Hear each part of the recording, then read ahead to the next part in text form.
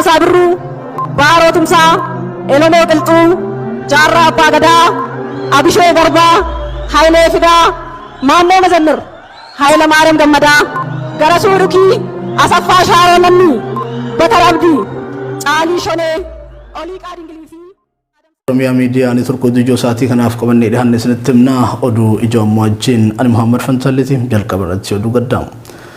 Gazexesaa barreessaa artistii fi qorataan afaanii Ibrahim Haji Ali du'aan addunyaa tanarraa boqoteem.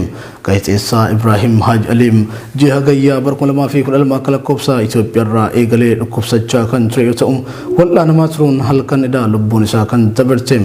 Sirni awwaalcham isaa har'a waaree booda sa'aatii 9 irratti magaalaa Finfinnee kolfeetti kan argamu iddoo awwaalchaa muslimootaatti kan raawwatamu ta'us miidiyaaleen biyya keessaa gabaasanii jiru. Ibrahim Haji Ali weellisaa, barreessaa, walaloo fi qopheessaa yeedaloo, qindeessaa muuziqaa, albamoota fi sirboota qeenxee hedduu, xiinxalaa ispoortii, gaazexeessaa fi hayyuu waltina afaan Oromootii. Bara dargii keessa gaazexaa bariisaa irratti birkii gulaallii gaazexeechaa irratti yookaan editoriyaal qubee afaan Oromootiin barreessuuf si'a lama ol namoota yaalii godhan keessaa Ibrahim Haji Ali nama tokko.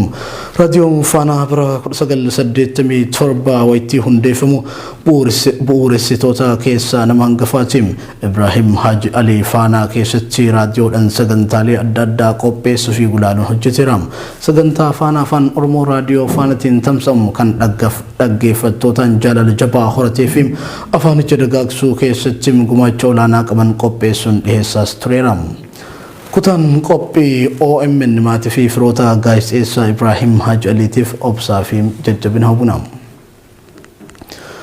Oduu keenyatti aanu humna poolisii addaa kan jeneraal Asaaminoo Xiggee leenjiseetu nu fixaa jira waan ta'eef yoo nurraa dhoowwuu dandeessan ta'eef nurraa dhoowwu jechuun manguddoon Gumuuz tokkoom Abiyyi Ahmad gaafatan. Marii guyyaa kaleessaa naannoo Benishaangul Gumuuz keessatti bakka Abiyyi Ahmad argametti geggeeffame irratti kan argaman manguddoon Gumuuz hawaasa keessatti beekaman tokko dubbii jajjabduu gaaffii ummatichaa calaqqisan kaasuun gabaafamee jira. Bulchaa naannoo Benishaangul Gumuuz kan Abiyyi cinaa taa'ee waltajjicha geggeessaa jiruun yeroo dheeraan kan kennameef manguddoon kun quuqaa fi rakkoo uummanni isaanii qabu sodaa tokko malee dubbatan. Uummata Matakkalis ta'ee kan naannichaa waliigalaatiif humni yaaddoo tahee jiru humna poolisii addaa kan jeneraal Asaaminoo Xiggee leenjiseedha kan jedhan manguddoon kun nurraa dhoowwuu ni dandeessa yoo taheef nurraa dhoowwu jechuun Abiyyi Ahmadiin gaafatan. Humni poolisii naannoo Amaaraa akka fedhetti lafa keenyatti ce'ee abbaa fedhe ajjeese hidha jechuun kan himatan manguddichi tumsitoonni humna kanaa nama waliin jiraatanii fi asumatti waliin dhalannee waliin guddanne jibba habaanuuf qaban kunis hatattamaan furamu malee rakkoon nageenyaa falan argatu jedhan. Tumsitoonni humna nu rakkisu kanaaf kun biyya keessan miti waan ta'eef Sudaanitti isin galchina jechuun nutti dhaadatu ega jedhanii booda nuti Itoophiyaa malee biyya biraatti godaannu hin qabnu jedhaniim. Haa ta'u malee Abiyyi Ahmad gaaffii dhiyaateef deebii malu kennuu diddaaf jecha qaama biraatti quba qabuu dhiisaa yaada jedhu irratti deddeebi'ee yoo kaasu dhagameem. Komii fi gaaffii bulchiinsa naannoo Amaaraa fi humna poolisii addaa naannicha irratti dhiyaateef deebiin kenne deebiseetuma warra Benishaangul kan yakku akka tahee fi bulchiinsa mootummaa naannoo Amaaraa kan harkarra qabu ta'uun taajjabbiisaadha jechuun kanneen sagantaa kana daawwatan yaada kennatanii jiru.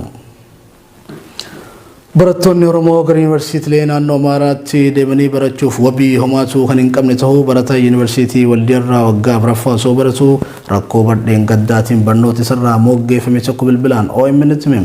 Bara dabre yuunivarsiitii Waldiyaatti barattoonni Oromoo baay'een lubbuu dhabaniiru.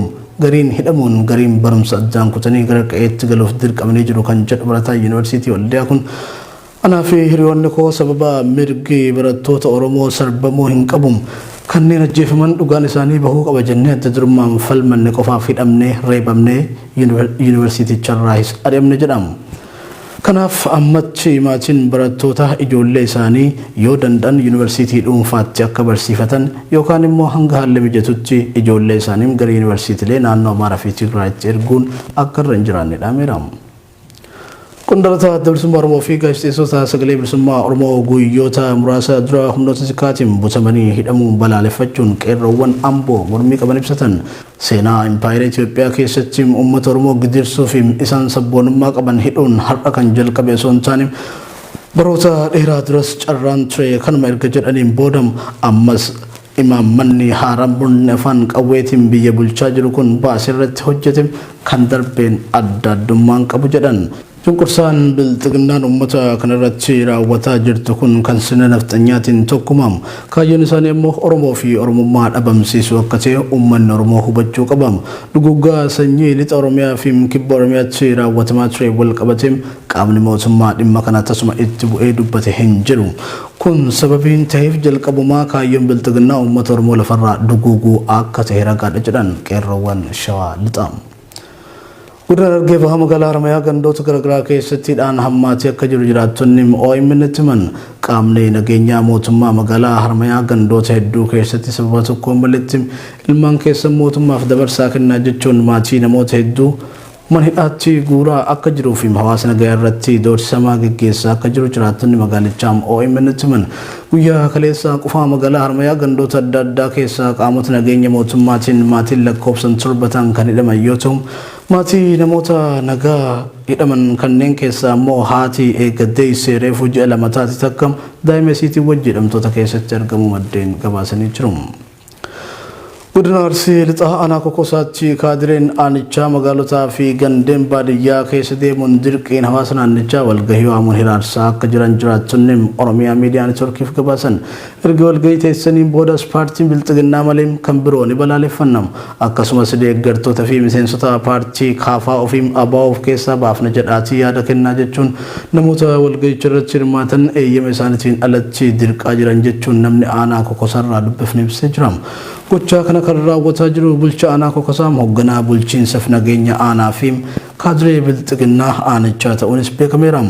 Hawaasa aanichaa keessa jiru sababa shanee qallabdan jedhuun erga gooluu eegalanii bubbulanii jiran kan jedhu jiraatan gamasirraa dubbifne kun uummanni naannichaa yoomuu mootummaa abbaa irree kana wajjin araara tokkollee kan hin qabne ta'uus nuuf eereetiin jira. Oduu kan xumuraatiin qabsaa'aa mirga sabaa fi sablammii kan ture obbo Adnaw Dachaasaa Bunee dhukkubsatee yaalamaa osoo jiru muddee 19 bara 2020 dhalatee umrii isaa 66tti addunyaa tanarraa boqote. Obbo Adnaw Dachaasaa Bunee haadha isaa aadde Admaasee Tadilaafi abbaa isaa obbo Dachaasaa Bunee Qilxurraa Oromiyaa kutaa Arsii aanaa Boqqojjii ganda Qoomaa Kaakkaa jedhamutti bara 1954 dhalate. Akkuma umriin isaa barnootaaf ga'een kutaa 1 hanga 6 mana barumsaa Maraarotti kutaa 7 hanga 8 mana barumsaa Boqqojjiitti akkasumas sadarkaa lammaffaa mana barumsaa waliigalaa Sallaatti barateera. Bara 1976 irraa jalqabee sochii warraaqsa uummataa keessatti qooda fudhachuudhaan jaarmiyaa yeroo san sabaa fi sablammoota Itoophiyaaf dhaabbate icaat keessatti hirmaachuun koonyaa arbaa guuguu aanaa jajuutti dabballee uummataa ta'ee bara 1977 hanga bara 1980tti uummata isaa mirga dimokiraasii barsiisaa ture. Bara 1983 ABO'n mootummaa cimsaa Itoophiyaa keessaa wayitii ture. Waamicha qabsoo bilisummaa Oromoo irraa dhiyaate fudhatee hoogganaa wayitii sanaa kutaa Arsii turan Jaal Guutamaa hawaasarraa qajeelfamatti kennameen koonyaa Cilaaloo aanaa Shirkaatti dabballee uummata olaanaa ta'ee barnoota siyaasaa Itoophiyaa akkasumas mirga sabaa fi sablammii barsiisuun Sabru Baro Tumsa Elomo Qilxuu Jaarraa Abbaa Gadaa Abishoo Garbaa Hayilee Fidaa Maannoo Mazannir Hayila Maariyaam Gammadaa Garasuu Dhukii Asaffaa Shaaroo Lammii Batar Abdii Caalii Shonee